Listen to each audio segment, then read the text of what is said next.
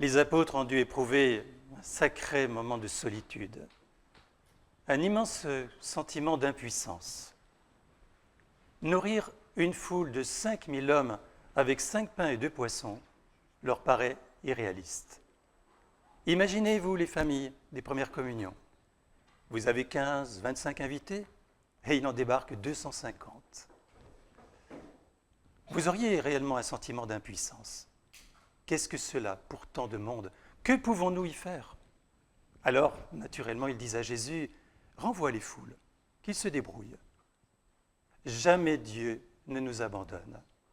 Il n'est pas question pour lui de renvoyer les foules. Jésus assume la situation. Quand nous sommes dans l'épreuve, que nous nous sentons pauvres, démunis, eh bien souvent nous nous sentons aussi abandonnés. Que fais-tu, Seigneur, pour moi? Tu vois bien que je n'y arrive pas. Tu vois bien que c'est impossible. Le mot impossible est à retirer de notre vocabulaire chrétien. Il faut le bannir. Rien n'est impossible à Dieu. Et dans cette page d'évangile, il le montre, il le prouve. Tous furent rassasiés. Et même il reste du surplus. Ça, c'est l'œuvre de Dieu. Il agit là où nous sommes impuissants. Si tu ressens l'abandon de Dieu, si dans ta vie tu n'as pas le sentiment qu'il est présent, si tu te sens exclu de son amour, de sa miséricorde, retiens bien que pour Jésus, il n'est jamais question de nous renvoyer. Dans notre pauvreté, au cœur de notre péché, il est toujours avec nous. Lorsque la vie nous a éloignés de lui, lorsque les épreuves de l'existence, lorsque les drames de notre vie nous ont coupés de sa grâce, il ne nous abandonne jamais. C'est nous qui ne le sentons pas. C'est nous qui éprouvons l'abandon, la solitude, le délaissement. Mais il n'est pas question pour nous, pour Dieu, de nous renvoyer. Au contraire. Au cœur de notre impuissance, Dieu agit.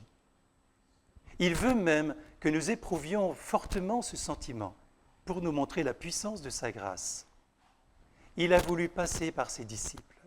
Donnez-leur vous-même à manger. Quand tu penses que tu n'y arriveras pas, le Seigneur te dit, vas-y, fais-le toi-même. Je ne vais pas le faire à ta place. Quand vous le suppliez pour une grâce, quand vous lui demandez son aide pour traverser un moment difficile, le Seigneur ne le fera jamais à votre place. Il vous dira, vas-y, mets en œuvre tes ressources, tes capacités, même si tu te sens incapable. Alors moi, j'agirai. Dieu agit, non pas avant nous, mais après nous. Dieu agit dans le sillage de notre volonté, de notre bonne volonté, aussi pauvre soit-elle. Si nous éprouvons le dénuement, l'impuissance, la misère, eh bien, faisons confiance à la grandeur de l'amour de Dieu. Tous furent rassasiés, comme nous le serons dans un instant, par le don de l'Eucharistie. Le corps et le sang de Jésus sont la seule nourriture capable de nous rassasier. Mes enfants, c'est une petite hostie que vous recevrez, un tout petit morceau de pain, insignifiant. Il n'a pas beaucoup de goût. Il est impuissant à rassasier votre faim, mais il va remplir votre cœur. Il va saturer votre demande d'amour, au-delà de tout ce que vous pouvez imaginer. C'est un don spirituel qui réclame toute notre attention. Il n'est pas question de réflexion. Nous ne pourrons jamais totalement comprendre ce mystère. Il est question de cœur, d'abandon, d'amour.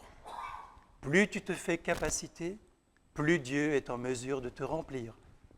Plus tu reconnais ta pauvreté, ton indigence, alors plus Dieu peut te combler et te rassasier. Voilà la belle expérience que vous allez goûter pour la première fois et que vous êtes invité à vivre autant de fois que vous le voudrez, toute votre vie. Consommez l'amour. Mangez le Christ qui s'offre. Rassasiez-vous de sa présence jusqu'à ce jour où nous serons totalement remplis par lui. Nous serons immergés en Dieu. Alors pour l'instant, laissons-le, lui, nous remplir et nous combler. Que ce soit votre expérience aujourd'hui, qu'elle vous bouleverse, qu'elle vous submerge, qu'elle vous garde toujours dans cette confiance que Dieu peut tout dans votre vie.